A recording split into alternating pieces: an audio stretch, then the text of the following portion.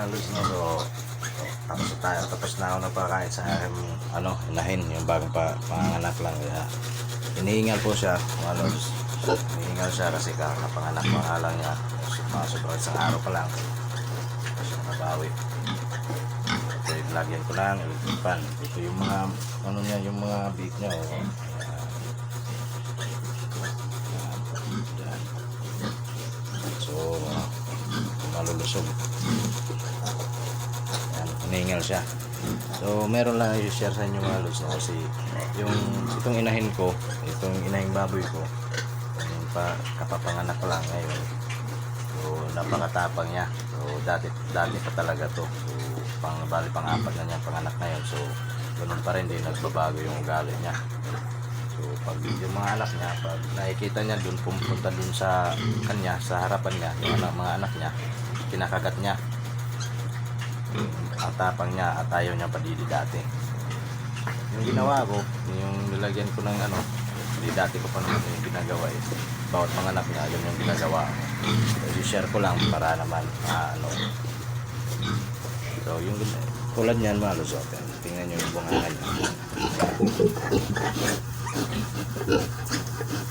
Tabang niya. So, sa akin hindi.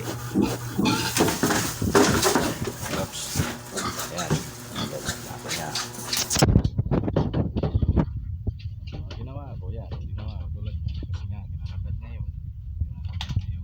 Mga alig niya. Naaway niya. Ayaw niyang makita. Kaya ginagawa ko na naman, lagyan ko siya ng tie wire. Nalayan ko na lang yung bunganga niya ng tie wire. Nasumaw dito. Yan. Yan yung ginagawa ko para hindi niya makagat yung mga big niya. Wala nun, basta lagyan mo siya ng ganyan, lagi na yung papanilig. Kahit hayaan mo. Style mga lods, no? Para hindi niya makagat yung mga biig niya. Kahit niyan, anong gawin niya is hindi niya makagat. Yan. Kaya mula noon, pag nalagyan mo ng ganyan, kasi kung mga lods, kung tali, pag tali kasi lalagay, hindi siya makakain. So dahil proseso, well, pag kumakain kailangan po tanggalin.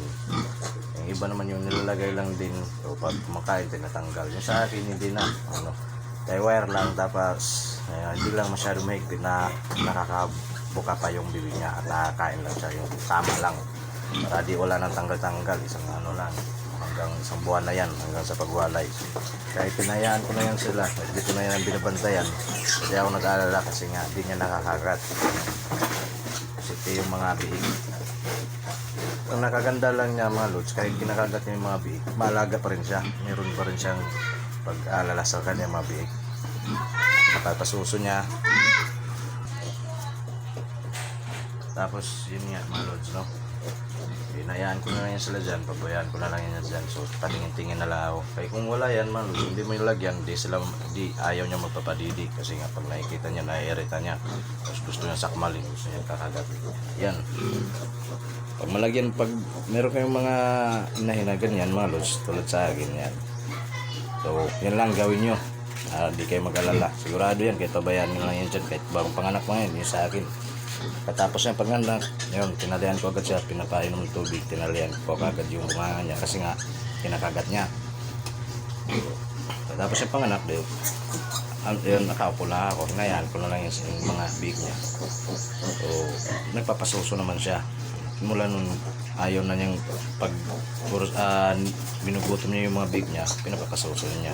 Pero kahit ganun pa man, pag pumunta pa rin doon yung mga big niya, kinakagat pa rin niya, wala pa rin. So di pa rin nagbabago gali niya. Yan mabuting gawin natin sa kanya.